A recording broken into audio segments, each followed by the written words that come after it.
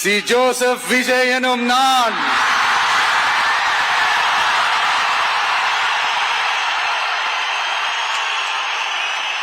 அத உண்மையாக்கி இருக்கிறீங்க. உண்மையிலே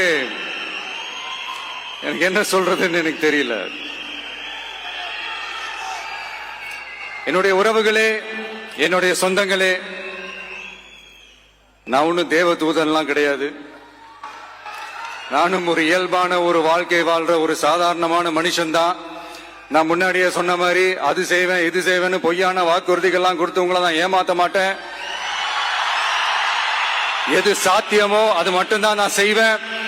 இம்மிடியட்டா உங்க மனசுல ஒரு கேள்வி ஒண்ணு வரலாம், அப்ப சாத்தியம் இல்லாததை செய்ய மாட்டாங்களா, செய்ய முடியாதா அப்படின்ற ஒரு கேள்வி ஒண்ணு வரலாம்.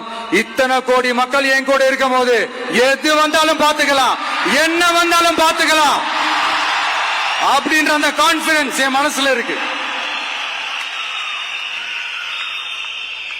இன்னொரு விஷயமும் நான் இங்க சொல்லணும். இன்னைக்கு நம்ம தமிழ்நாடு கவர்மெண்ட் இருக்கிற அந்த நிலைமையை பத்தி நான் உங்ககிட்ட நான் சொல்லணும். கிட்டத்தட்ட 10 லட்சம் கோடிக்கு மேல கடன் வாங்கி வச்சுட்டு போயிருக்கிற இன்னைக்கு அந்த தமிழ்நாடு அரசு இருக்கிறப்போ, கஜானாவை சுத்தமா தொடச்சி வலிச்சு வச்சுட்டு போயிருக்கிறப்போ, தூக்க முடியாத சுமையை ஏத்தி வச்சுட்டு போயிருக்கிறப்போ,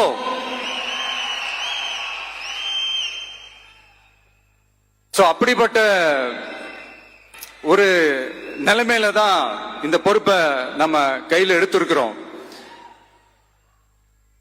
உடனே நீங்க நினைக்கலாம், என்னடா இவர் ஏதோ பொறி வச்சு பேசுறாரா அப்படின்ட்டு. அப்படியெல்லாம் எதுவுமே கிடையாது. உள்ள போய் பார்த்தாதான் தெரியும் எது எந்த நிலைமையில இருக்குன்னு, என்ன இருக்கு என்ன இல்ல, எது எந்த நிலைமையில இருக்கு எது எந்த நிலைமையில இல்ல.